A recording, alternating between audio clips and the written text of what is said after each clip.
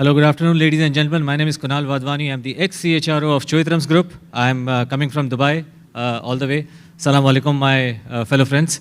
I am the author of Engagement Economics, Unearth the Hidden $1 Million in Your Workforce.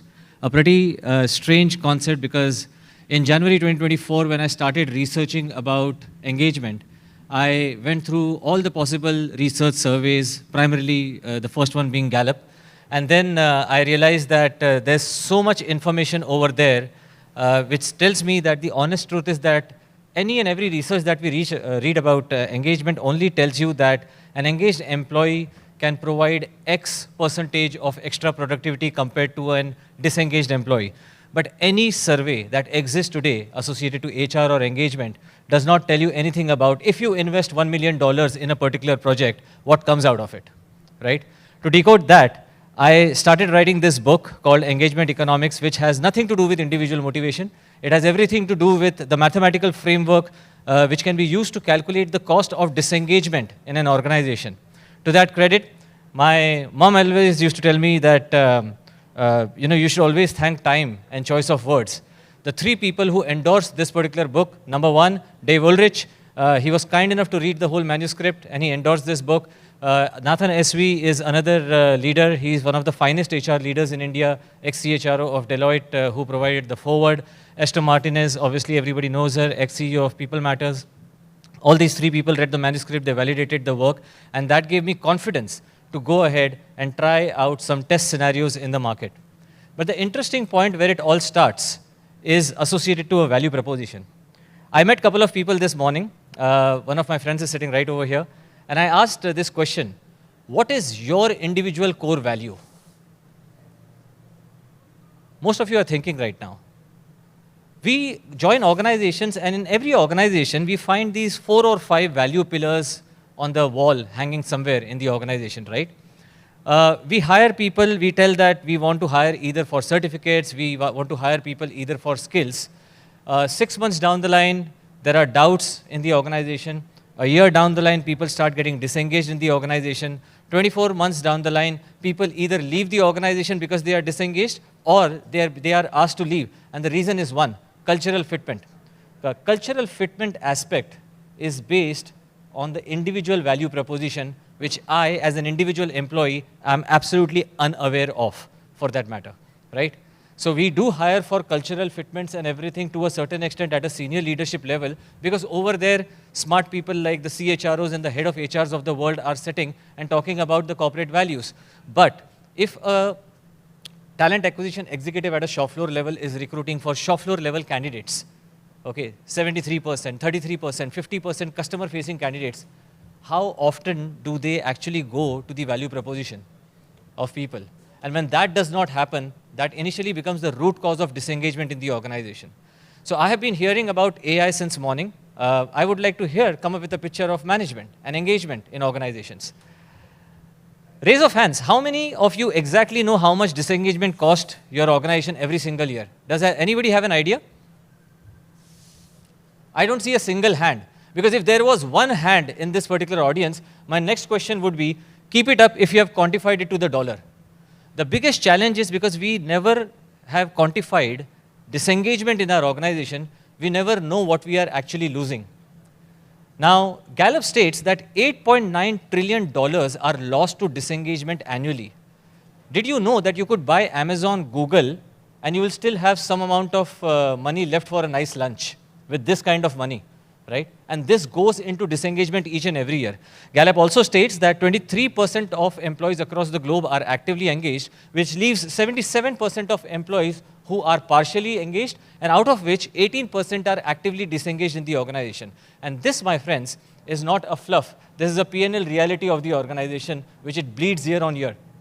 Now, raise of hands, does everybody do pulse survey over here in your organizations? I can hardly see because of the lights, but quickly a raise of hands. If your hands can go a little up, I'll be able to see more clearly. Okay, keep your hands up if your pulse survey score is above 70%.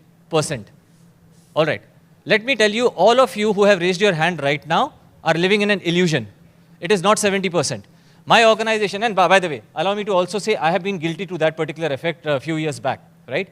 When I used to say 84% people are engaged in my organization, I have today realized, and I accept this fact, that all 84% people don't show up putting in the same discretionary effort like somebody else would do. So if you have rated your organization or your management on a rating scale of a 5, and you have rated them 5, and if I rate them as 4, I wouldn't be putting the same discretionary effort compared to someone who has rated a particular point at 5, right? And that becomes the illusion. So an 84% score or a 70%, 75% score basically translates to engaged employees at 32%, partially engaged employees at 54%, and disengaged employees at 14%. That's the real fact of an organization which claims that I have got 84% attrition. And I have given you certain examples over here. If your score was 90% in your organization, which qualifies you to get a certificate from Great Place to Work, congratulations. But the fact remains fact, your employees are not engaged. There's only 45% engagement in your organization. Now, I created this framework called Engage, Evaluate, and Navigate, where you do a comprehensive assessment of calculating the cost of disengagement, leading to Generate and Accelerate, which most of the consultants today do. And I'll agree that they do it. But because we don't understand how employees are actually disengaged in the company, there is no point of just evaluating symptoms, right? And Govern and Evolve are the concepts where this is the position where the concepts of RACI, responsibility, accountability, control, and information comes into picture. I have been in situations where I have done this, and I see many organizations doing it. When projects like these come up, or if there is a problem that companies want to solve, looking at the symptoms, we start analyzing who's going to be responsible, who's going to have the authority to take decisions, who's going to be the person who only receives information at the outset. And that's where projects start failing. Because many projects that we cater to, they actually don't lead to the results that we really want from them. And hence, the accountability factors and everything should be decided afterwards, after you have evaluated the real position of the people strategy in the organization. Now, what I'm going to show you is something interesting. I created an MVP for 2 products in this, Evaluate and Navigate, all right? Because I wanted to try and test out whether this particular thing that is in my head, does this really work in real life? I did a test run with 3 organizations. One organization has 5,000 employees, a retail-based company. I wouldn't be naming any organization. The second organization is a fintech company with 343 people. The third organization is 200 employees, a medical equipment manufacturing company. What I'm going to show you today is one of these companies which had 5,000 people. What does the cost of disengagement look like?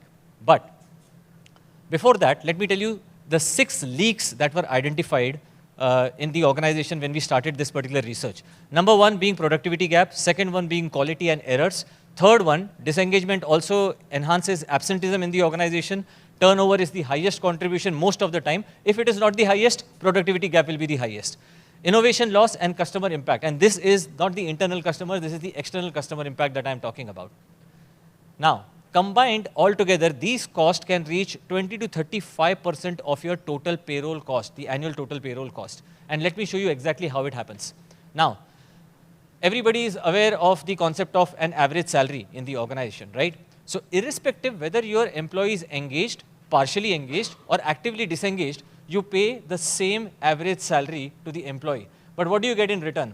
An engaged employee gives you 100% productivity worth for the salary that you're paying them. Compared to that, a partially disengaged employee only gives you 85%, and an actively disengaged employee gives you around 82%. In my personal opinion, it is much lesser than 82%, but the research says so, so I'll trust it for now. The second aspect is associated to absenteeism, where an engaged employee would be missing from the organization for 4.2 days on an average. A partially engaged employee would be away from the organization for 6.8 days, versus an actively disengaged employee will be away for 8.1 days, which is double, 100% more absence, loss of pays compared to the engaged employee over here.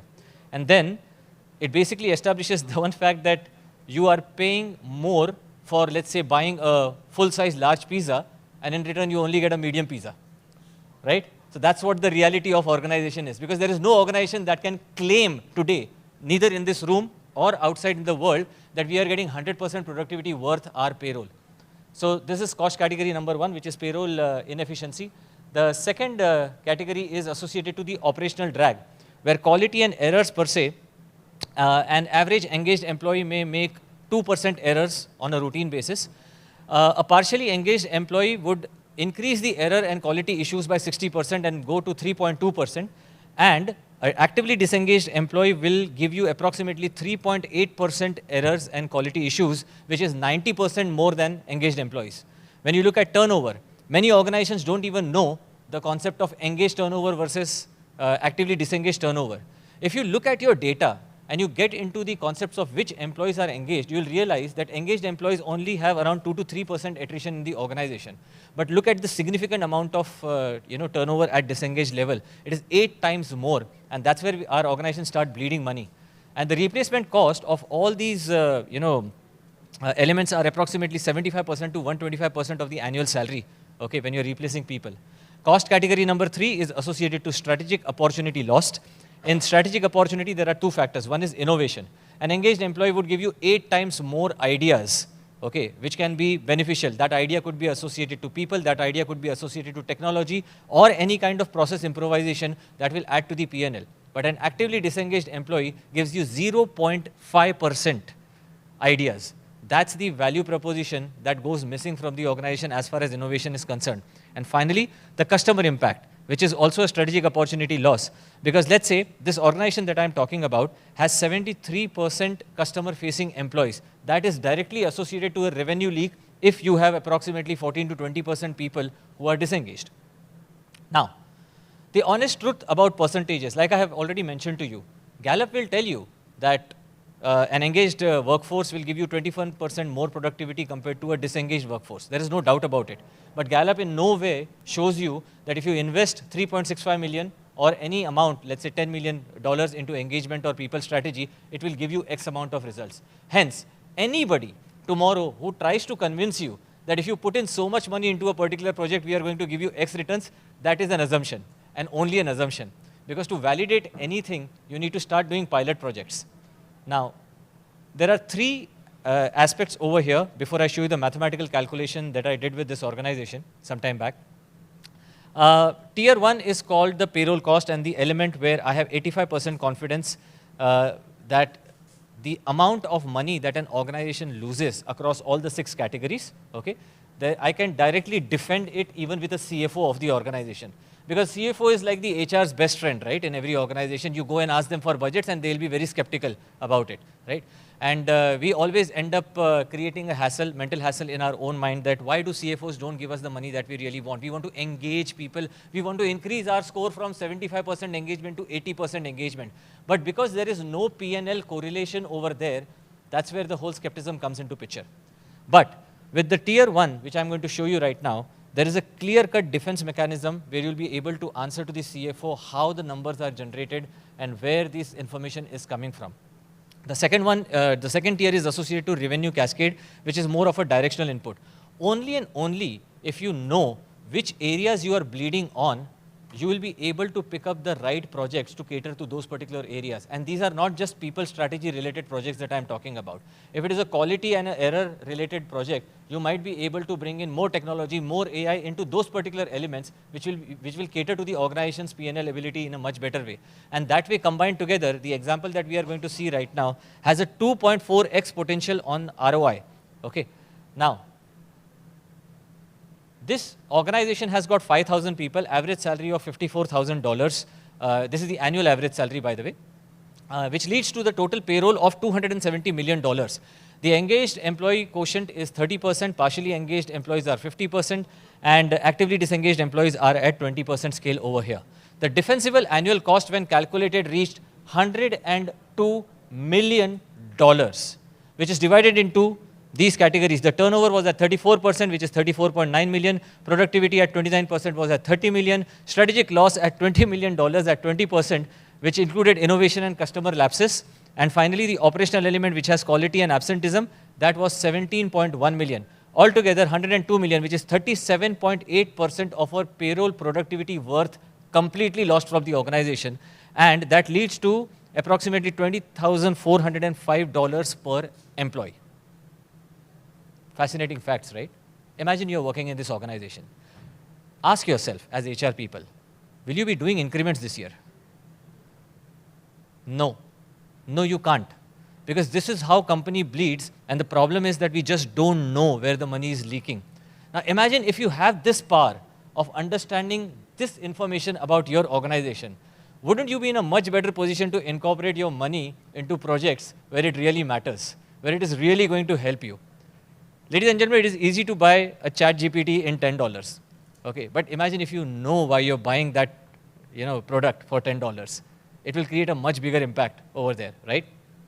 Now, interestingly, from the benchmark perspective, if I am able to increase my engagement score from 30 to 40% in this organization, there is a ceiling of $21.9 million which gets created. I call it a ceiling, not a guarantee, for one simple reason that different strategies could work differently, right? And out of this 21.9 million, you can earn 20 million, you can earn 10 million with a 5-point rating scale, incremental value as well, right? So it's a choice on what kind of strategy you use to get there, right? But the best in class as per Gallup is 70%. There is a 51 million ceiling that this organization can generate if you use this particular thing. Now, the second aspect is associated to the revenue cascade. And in revenue cascade, I have put some impact rates over there for productivity, quality, turnover, and innovation customer. Using these numbers and using the gross revenue of the organization, which was sitting at $1.4 billion, I have calculated $98 million potential that the company can earn in operations using different methodologies over there. So the dual lens is, if I take 25% of 102 million in payroll lapses, which is 26.8 million, which I can commit, that we can recover. And in tier 2, if we track how we can get that 98 million, that's the total potential that we are planning for the organization at this particular point in time. So the payroll recovery predominantly is associated to productivity enhancement, turnover decrease, and the other 4 aspects that we spoke about. And I would always recommend that in case any organization wants to incorporate this kind of a project, they should validate what they are doing. Once we know this root cause analysis, and you now want to implement any particular technology, I would always say, find out one department which is high on engagement in your organization, do a pilot project with them. This organization has a budget of $11 million for people strategy. My recommendation to this organization is whatever strategy you want to do, take up 2.2 million out of it, okay, and invest 90 days with that highly engaged department and validate whether that strategy is working or not. If that strategy gives you a 0.5 scale benefit, then scale up and use the remaining budget of overall 9.5 million which is spending. The reason why I have indulged into this whole concept of engagement economics is because one disengaged employee is going to create disengagement for approximately 5 to 6 employees around them. And that leads to productivity loss, quality issues, and turnover related gaps in the organization. And as I was developing this, one question I kept asking myself, whenever I have to take this to any CFO in any organization, okay, how do I address and answer those questions? I have a list of FAQs associated with that. Couple of examples over here. I was talking to a CFO in Singapore who told me that, Kunal, if you're not sure that the revenue cascade tier 2 is 100% going to work, do you really think the defending character of payroll cost, is that really valid? And I told him that when you have a back problem, you go to a doctor. The doctor will ask you to do an MRI. In the MRI, it says that you have a slip disc. You go and try Ayurveda, and your back does not get better. That does not mean that the MRI report was incorrect, right? I mean, as far as your action plan is concerned, if you are interested in knowing more about this, feel free to contact me. I will give you a QR code in the last slide over here. But at an individual level, as HR professionals and leaders, ladies and gentlemen, you can definitely start calculating your payroll cost, okay? You can look at the model revenue cascade and propose a pilot in your organization accordingly. And if you need any help, I'll be there to help you out with that particular thing. My name is Kunal Wadhwani. I genuinely believe that people decisions today are business decisions, okay? If we are able to try and make them visible, we'll be able to make them count as well. Thank you so much. That was my time. Take care.